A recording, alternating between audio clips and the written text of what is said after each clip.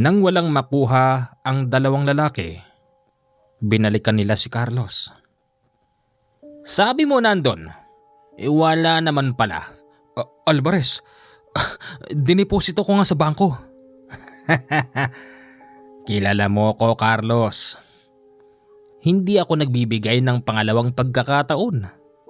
Alam mo namang importante sa akin ang pera dahil ayokong nagugutom. Ngayon, magpaalam ka na. Wag.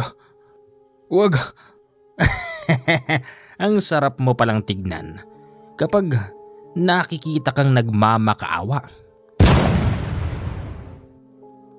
Binaril ng isang beses ni Alvarez si Carlos. Humandusay ito sa sahig at naglawa ang dugo sa loob ng bahay. Kayong dalawa, kayo nakasunod? Huwag po kami. Wala ho kaming kinalaman dyan. Pero kayo makikinabang doon sa pagpapartihan namin kaya dapat na rin kayong putukan. Huwag po. Nagawang magtatakbo ng mag-ina sa likod kaya tinugis sila ni Alvarez. Pero nahuli pa rin sila at ibinalik sa loob ng bahay. Pagdating doon, laking gulat ni Epi at ni Edna dahil yung kasama ni Alvarez nilalantakan ang katawan ni Carlos. Tignan nyo kung paano lapain ni Cardo si Carlos. Sarap pala. Sabi ko sa iyo, Alvarez, wala akong tiwala sa kanya. Kaya eto na ang pakinabang natin. Sige, Cardo, ubusin mo ang laman niyan. Si Edna dahil may itsura, matatawag pang may pakinabang ang katawan. Pinagsasaan ito ni Alvarez sa loob ng kwarto. Habang si Epi, walang magawa kung hindi mag-iiyak na lang. At pagkatapos nun, iniwan nila si Epi nang may trauma. Si Edna patay na rin at si Carlos halos kaunting laman na lang ang natira. 4 na oras ang lumipas bago malaman ng mga kapitbahay ang nangyari sa kanila. Mabilis namang dumating ang mga pulis at nag-imbestiga. Kinukuhanan ng statement yung bata at sinasabi ang totoong nangyari. Hindi makapaniwala ang mga pulis na meron pa palang mga ganong tao sa panahon na yun. Siya nga pala, 2007 po ito nangyari. Ayon sa pag-iimbestiga, si Carlos ay matagal ng dawit sa pagbebenta ng pinagbabawal. Si Alvarez at si Cardo, matagal na rin itong under monitoring. Kaya lang sa gabing yon nakalusot sila. At inonse ni Carlos, yung dalawa. Yon ang tinitignan ng mga investigador. Na baka raw, nang dahil sa onsehan, kaya pinatay si Carlos. Ang hindi maintindihan ng mga investigador. Paanong nakain ng dalawa ang katawan ni Carlos? Bagamat hindi naman nagsisinungaling yung bata at nagsasabi ito ng katotohanan. Ang batang si Epi ay nagpalaboy-laboy pagkatapos noon. Takot na rin kasi yung bata umuwi sa kanila. Baka kasi balikan ito ni Alvarez at ni Cardo. Hanggang sa ito ay napadpad sa isang, tawagin na lang natin na doktor. Isang doktor na matanda na. Doktor na lumilikha ng kakaiba. Mabait naman ang doktor na yon. Mabait naman siya sa lahat lalo na sa bata dahil wala siyang anak. Magandang araw po, Dok. Magandang araw. Mabuti na lang at maaga ka nagising. Dok, unang araw ko po rito sa bahay niyo. Ano po bang tatrabahuin ko? Ang gusto ko mangyari, linisan mo ang aking mga sasakyan at ang aking laboratorio. Tandaan mo, Epi, ang aking laboratorio, wala kang gagalawin kung hindi yung sahig, ha? Opo, Dok. Matanong ko lang po. Ano po ba'y ginagawa niyo dun sa laboratory niyo? Alam mo, Epi, bata ka pa. Kahit sabihin ko sa'yo hindi mo maintindihan. Alam kong batid mo nakakaiba ang ginagawa ko, pero hindi pa rin ito maintindihan ng isang bata. Sige na, simulan mo na ang paglilinis. Opo, Dok. Habang naglilinis ang batang si Epi, napatingin ito sa isang larawan. Larawan ng isang masayang pamilya. Tinanong ni Epi kung sino-sino mga yun. Ayon sa matandang doktor, asawa niya yung nasa kaliwa, anak niya yung nasa gitna. Tinanong din ni Epi kung nasan na sila. Bigla na lang nalungkot ang mukha ng doktor nang maitanong yon ni Epi. Nako, Dok, pasensya na po kayo.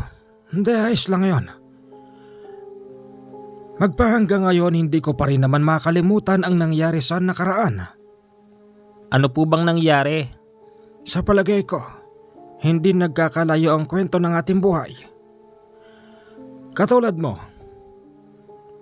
yung nanay mo, ginahasa at pinatay. Ganon din ang nangyari sa asawa ko. At yung anak ko naman, hindi rin pinatawad ng mga pumasok sa bahay. Bilang isang doktor na tumutulong at hindi nagpapabayad, akala ko, Epi, maraming taong matutuwa sa akin. Ang hindi ko alam, nang dahil sa inggit na umiral sa isip ng mga taong mapanghusga, nilooban kami habang ako'y wala sa ospital.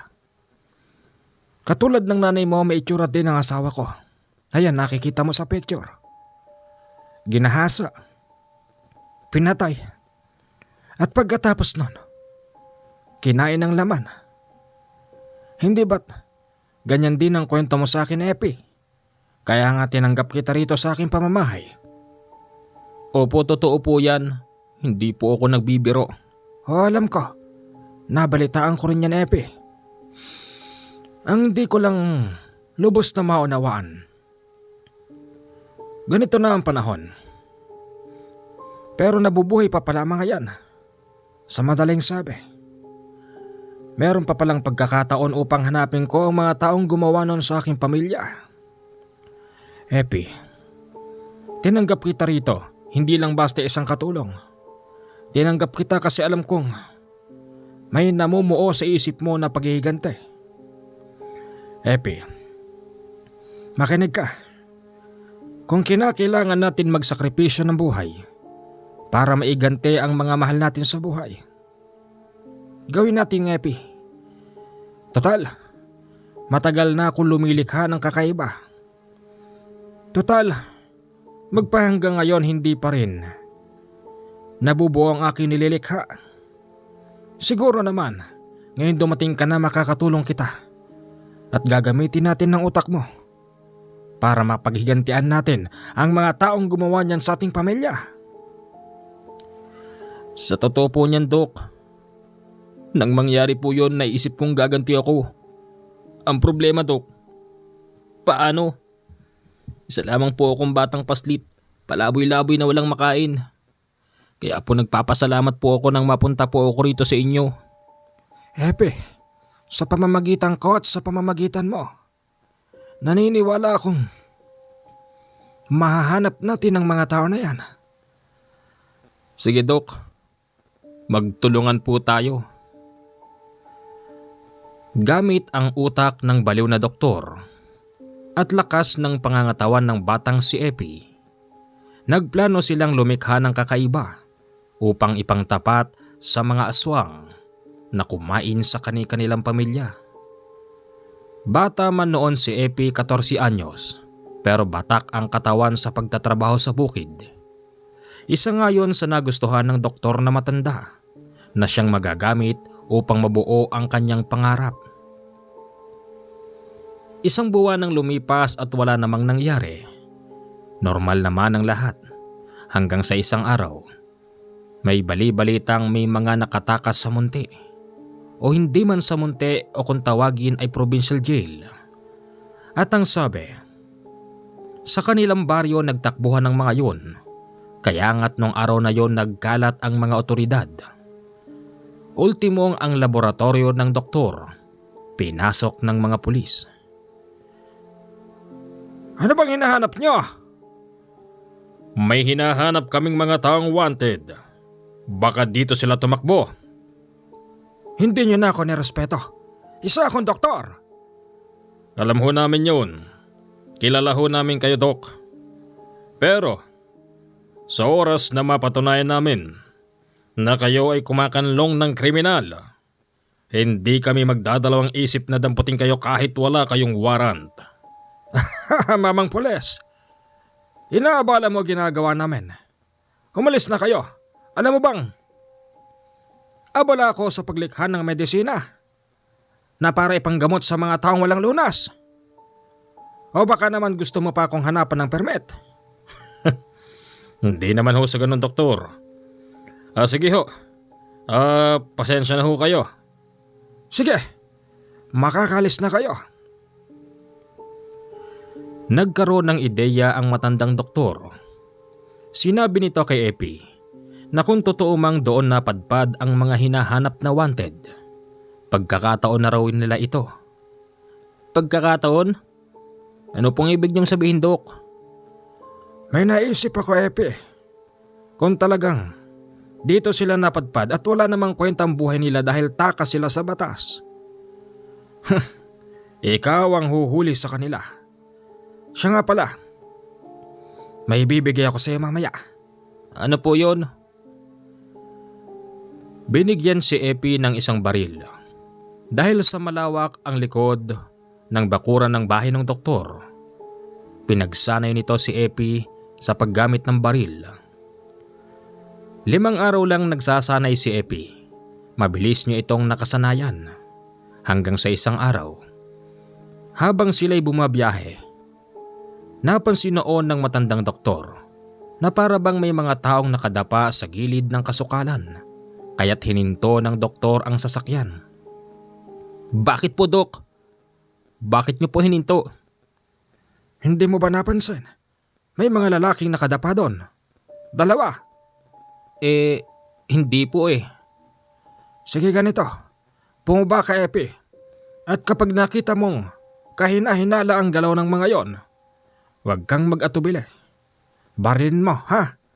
Pero, Epi, huwag kang manghinayang sa buhay nila. Sila ang gagamitin nating instrumento para makaganti tayo sa mga taong gumawa ng kalapastanganan sa ating mga mahal sa buhay. Opo. Bumaba si Epi bitbit ang isang 357. Binalikan niya ang kasukalan kung saan nakadapa ang mga lalaki. Nakita niyang walang malay yung isa. Yung isa naman, may tama ng bala. Paglapit doon ni Epi, nagulat pa yung isang may tama ng bala. Tinutukan niya ito ng baril at nagtaas ng kamay. Babarilin na sana ito ni Epi, pero hindi niya kaya. Dala ng konsensya at hindi siya sanay sa ganong bagay. Ano ba, Epi? Barilin mo na. Baka mamaya may gamit yan, maunahan ka pa. Pasensya ka na, kaibigan. Wag po. Parang awan niyo na po. May sugat ka pala. Kayo yung hinahanap na wanted, hindi ba? Oo. Hindi naman po kami masasama eh. Napagbintangan lang po kami. Ay, ganyan naman talaga ang mga taong nakukulong. Lahat dinedepensa ang sarili nila. Lahat sinasabing wala silang kasalanan. Biktima lang daw sila. Kung talagang biktima kayo, bakit hindi nyo ipaubaya sa korte ang katotohanan? Matalino ang mga judge.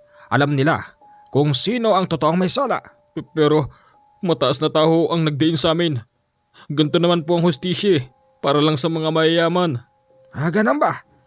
Halika rito, may sugat ka. Huwag po. Huwag ka mag-alala. Isa akong mahusay na doktor dito sa bayang ito. Naniwala yung lalaki. Tapos yung kasama niya ay pilit niyang binitbit. Isinama ito ng doktor sa kanyang laboratorio at kunwari gagamutin. Pagdating doon, agad itong tinurukan ng doktor ng pampatulog.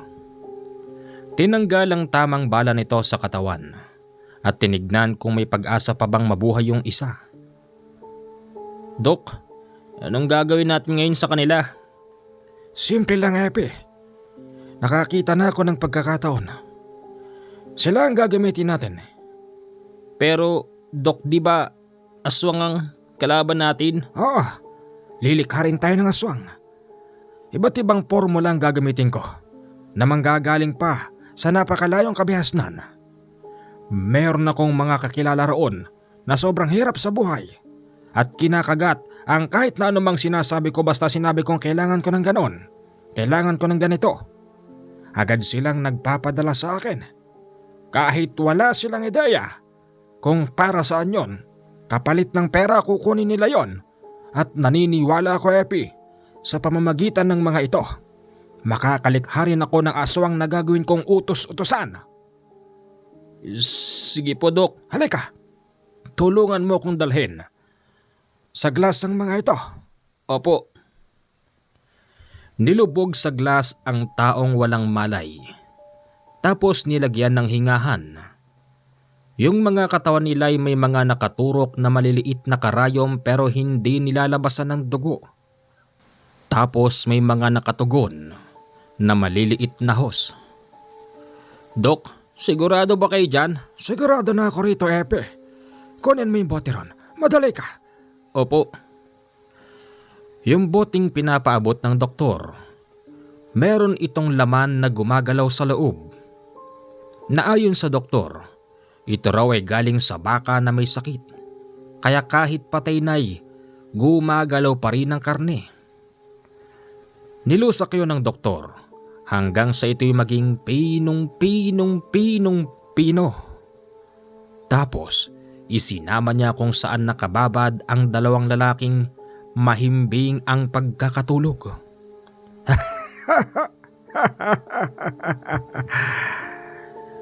Naniniwala ako, Epi, na sa pamamagitan niyan, makakalikha ako ng isang halimaw. Baliw na po yata kayo, Dok. Anong baliw? O sige, sabihin na natin ako'y baliw. Pero manalig ka lang sa akin, Epi. Manalig ka lang sa akin. Hindi lang yon. Sa pamamagitan ng kakaibang bato na binili ng doktor, naniniwala itong isa raw yon sa makapagbibigay buhay at sa makapagbabago ng katawan ng mga tao upang gawing aswang. Lumipas ang 1 buwan walang nangyari, as in wala. Dumudumi lang ang tubig na pinaglalagyan ng 2 tao. Ay! Malas! Malas! Dok, ano naman po kasing mangyayari dyan? Tumahimik ka! Akala ko ba kakampi kita, ha? Bakit kinokontra mo ko? Dok, kasi po... Kasi ano? Dinudumihan nyo lang po yung tubig Umaamoy nga po. Ano bang magandang gawin? Tama! Po? Tama. Total. Aswang ang kalaban. Bakit ngayon ko lang naisip ito? Dok, ano ho bang tumatakbo sa isip nyo? Basta! Umalis sila ng bahay nung araw na yon. Walang ideya si Epi kung saan sila pupunta. Basta't bumiyahe sila ng 12 oras bago sila huminto sa isang lumang bahay. Kumatok sila doon. Nagbukas naman ang isang lalaking matipuno. Magandang gabi sa'yo. Magandang gabi rin. Sino ho kayo? At anong may paglilingkod ko sa inyo? Balita ko ikaw raw si Paul. Oh, ako si Paul. Hindi na ako magpapaligoy-ligoy pa. Isa akong doktor. Doktor na lumilikha ng kakaibang tao. Balita ko, mahusay ka raw na manunugis ng aswang. Kaibigan, hindi kita babayaran para tugisin ang aswang na pumatay sa pamilya naming dalawa. Ang inihiling lang namin sa'yo, kapalit ng isang damakmak na pera. Bigyan mo ko ng formula. Lilikha rin ako ng isang utosan na aswang para patayin ang mga taong hinahanap namin ng batang ito. Ganun ba? Magkano bang dala mo dyan? 1,000,000 piso, kapalit ng makapangyarihang formula. Basta siguraduhin mo lang na ang formula na yan ay kayang gawing aswang ang isang tao. 1,000,000 piso. Sa panahon na to, napakalaki niyan at maraming mabibili yan. Oo naman. Siguro naman. Kaya mong ibigay sa akin yon. Pero bago yun, nais ko munang malaman kung sino bang nag-repair sa'yo para puntahan ako. Hindi na importante yon. Basta alam ko isa kang mahusay na manunugis ng aswang at alam kong alam mo rin kung paanong lumikha ng aswang. Mahabang panahon na ang ginugol ko para makabuo ako ng isang utos ng tao para patayin ang gumawa nun sa aking pamilya. At sana na may nagkakaintindihan tayo. O sige, ganito. Meron ka na bang mga tao? Tao na ano? Na nililikha? Meron. 2 wanted. Nasaan sila? Nandun sa bahay. Pues, itapon mo na ang 2 yun. Ganito ang gawin natin. Sumama ka sa akin. Pupunta tayo ng Dipolog. Total, ang isa kong kapanalig ay nagpadala ng telegrama sa akin. Ang sabi niya may problema ron sa aswang. Anong gagawin ko ron? Basta sumama ka sa akin. Yung 1,000,000 ha? 1,000,000. Sige. Walang problema. Pumunta sila ng Dipolog. Pagdating doon, nakilala nila ang isang kaibigan ni Paul. Isa pala itong Kapitan Del Barrio. Merong problema sa kanila pagdating sa aswang. 2 buntis na raw kasi ang napatay doon. At ang masama nun, hindi pinaniniwalaan ng mga otoridad na aswang ang may gawa nun. O Paul, buti naman napunta ka rito. Mabuti natanggap mo yung telegrama ko. Pasensya ka na, kaibigan. Wala kasi akong telepono sa bahay, kaya umaasa pa rin tayo sa makalumang panahon. Siya nga pala, Paul. Sino tong mga to? Isang baliw na doktor at isang batang tagasunod. Magandang araw sa iyo, Kapitan Del Barrio. Ako ay isang dalubhasang doktor. Naririto ako upang kumuha sa iyo ng formula kapalit ng 1,000,000 piso. Anong klaseng formula ho yun, Dok? Formula? Gusto kong lumikha ng taong sunod-sunuran sa akin. Gusto kong gumawa ng aswang. Aswang na susunod sa gusto ko. Dahil papatay ako at ipapapatay ko sa kanya ang pumatay rin sa pamilya ko. Ipatitikim ko sa mga taong yung kung gaano kasakit ang ginawa nilang pagkamatay sa aking anak at asawa. Paul, baliw yata to, Paul. Ba't nagsasama ka ng ganyan dito? Huwag kang mag-alala, kaibigan. Kapalit ng 1,000,000 piso kung bahala dyan. Hindi nila alam kung anong tumatakbo sa isip ni Paul. Basta't yun ding gabing yon lumakad ito. Umaasa ang Kapitan Del Barrio na mapapatay ni Paul ang nasabing aswang na gumagala sa kanilang baryo. Nag-aantay sila noon ng resulta hanggang sa sumapit ang 2:00 ng madaling araw. Kumatok si Paul sa nasabing bahay ng Kapitan Del Barrio. Gising na gising pa noon si Epi at ang doktor habang ang kapitan ay natutulog na. Pagpasok sa loob, may dalang bitbit na isang malaking bimig na sako. Si Paul at ibinaba ito sa harapan ng doktor. Ano yan? Anong laman yan? Hindi ba sinabi ko sa iyo na itapon mo na yung dalawang katawan ng tao ron sa bahay mo? Oh, Akin na yung braso mo. bakit? Basta. Binuksan ni Paul yung sako. Ipinasok yung braso ng doktor hanggang sa naramdaman na lang niyang parang may kumagat sa braso niya.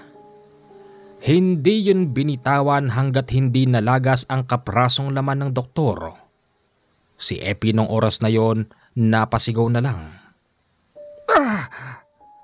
Ano bang laman yan?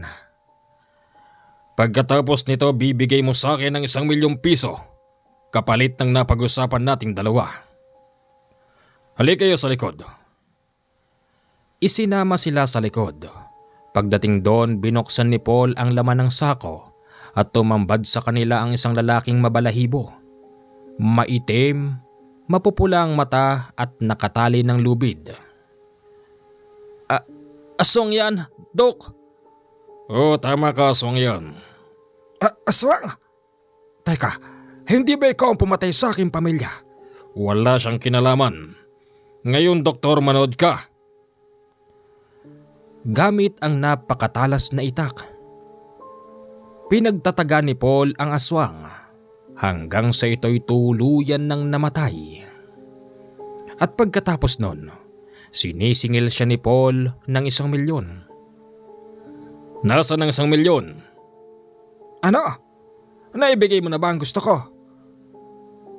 Naibigay ko na. Hindi ba't galit ka sa kanila? Ayan. Binigay ko na sa iyo ang kailangan mo. Huwag ka nang gumamit pa ng ibang tao. Sarili mo na mismo ang gamitin mo. Bakit? Magiging aswang ka na rin. At lahat ng pag-aaring meron ka, mababaliwala kapag naging aswang ka, pero may gaganti mo naman ang mga mahal mo sa buhay. Hoy, Paul! Wag mo akong pinagloloko ha? Ano? Magiging aswang ako sa pamamagitan ng kagat noon? Oo. Umuwi na tayo. Natahimik na ang isang baryo sa gawin ng Dipolog matapos patay ni Paul ang gumagalang aswang. Umuwi sila kung saan nakatira ang doktor. Kasama nito si Paul. Ayon kay Paul, yung aswang daw na yon, natsyempohan niyang nakaukyabit sa isang puno at tila ba nagmamanman sa isang saradong bahay. Ganun ba? Siguraduhin mo lang na magiging aswang ako. Ang isang baliw na katulad mong doktor ay dapat lang din nagiging aswang. Huwag kang mag-alala, doktor. Magiging aswang ka na rin. At ikaw mismo ang maggawad ng ganti sa mga taong pumatay sa iyong pamilya. Sige. Kukunin ko lang ang 1,000,000. Pumunta ito sa bangko. Nag-process ng pera. May mga katanungan sa kanya ang teller pero hindi niya masyadong masagot. Mas nangingibabaw kasi yung kirot ng kanyang sugat na hindi niya dinala sa ospital.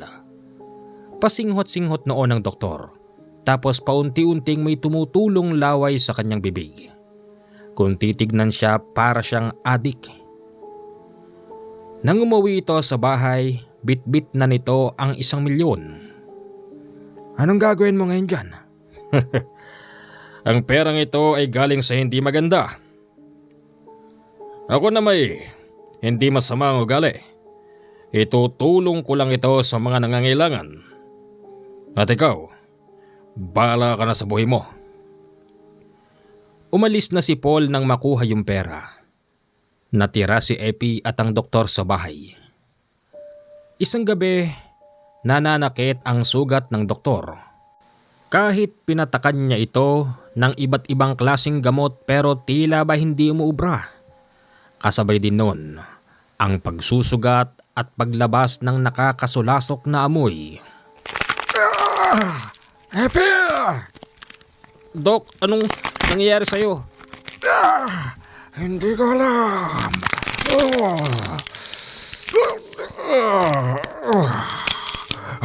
Epi! Epi!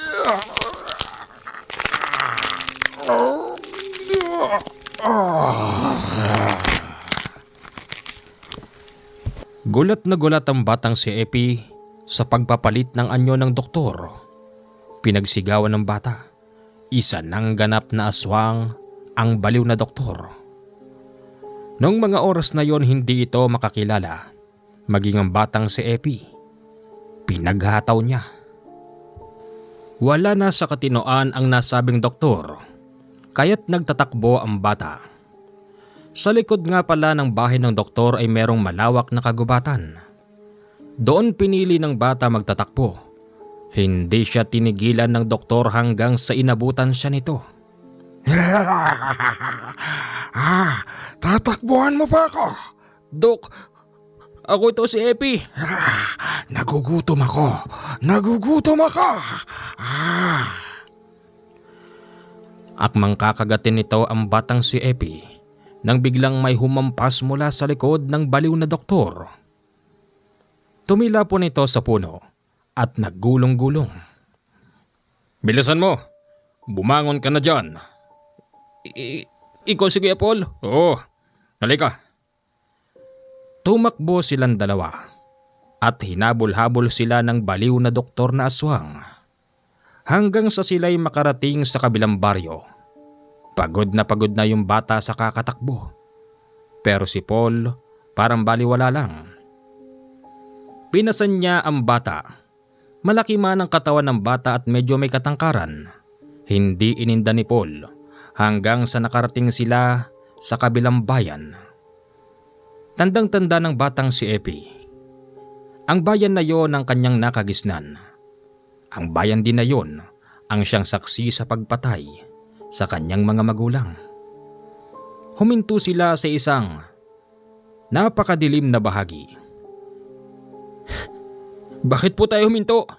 Baba ka muna. Nabibigitan ka na ba? Hindi. Aantayin natin ang taong yun. Hindi nagtagal, dumating na ang baliw na doktor. Warak-warak ang damit nito at meron siyang mahabang pakpak. Kakaiba na rin ang itsura niya at halos hindi na makilala.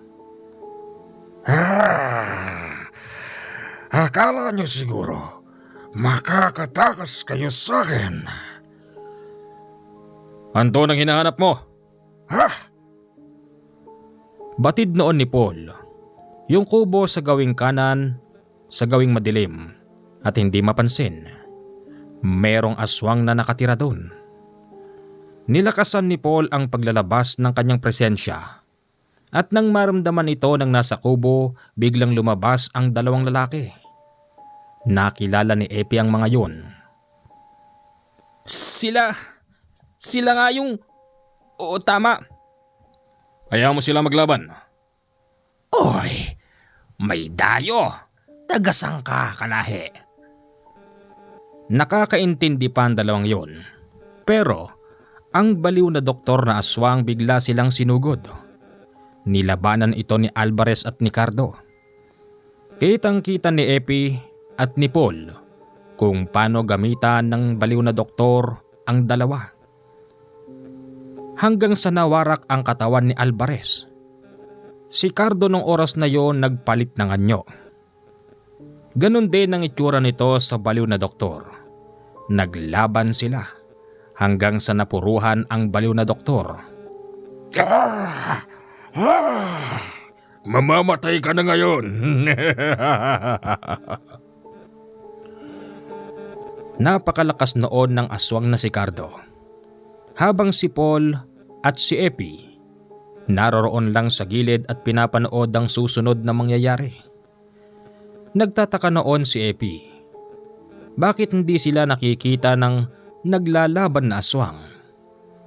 Ayon noon kay Paul, hindi sila maaaring makita noon dahil na rin sa napakalakas na sabulag na orasyon na pinakawalan niya sa loob ng kagubatan. Kahit nadihado ang baliw na doktor na aswang, hindi ito nagmamakaawa para sa sarili nitong buhay. Hanggang sa tuluyan na siyang pinatay ng aswang na si Cardo. Napatay na yung doktor. Anong gagawin natin? Huwag ka mag-alala. Papatayin ko rin yan. Lumabas si Paul sa isang malaking puno at mabilis na sinugod ang aswang na si Cardo. Ikaw pala ang pumatay. Sa ama at ina ng batang iyon. Pinagadya ng panahon na magkita kami ng bata para maipaghiganti sila. Kaya pasensya ka na kung sino ka man. Sisiguruhin kong ako ang mananalo sa labanan nating dalawa. Kahit malakas ka pa. Sinugod ng aswang na si Cardo si Paul. Ginagamitan niya ito ng mga matutulis na kuko pero hindi tumatalab. Sa kunat ng katawan ni Paul, nabarag ang ipin ng aswang. Hanggang sa nang sinuntok ito ni Paul, tumilapon siya malapit sa bata. Ikaw, hindi ko makakalimutan yung mukha mo. Oo, ikaw nga yun. May hawak-hawak na pambarog ang batang si Epi, kaya't pinagbabarog niya yung aswang na nakahandusay. Palapit na noon si Paul at sinabi nitong, Hindi tatalab basta-basta yan. Kunin mo ito. Ano ito? Yan ay isang makapangyarihang Antigo de San Benito. Yan ay binigay sa akin ni Nolesto. Lagay mo sa kamao mo.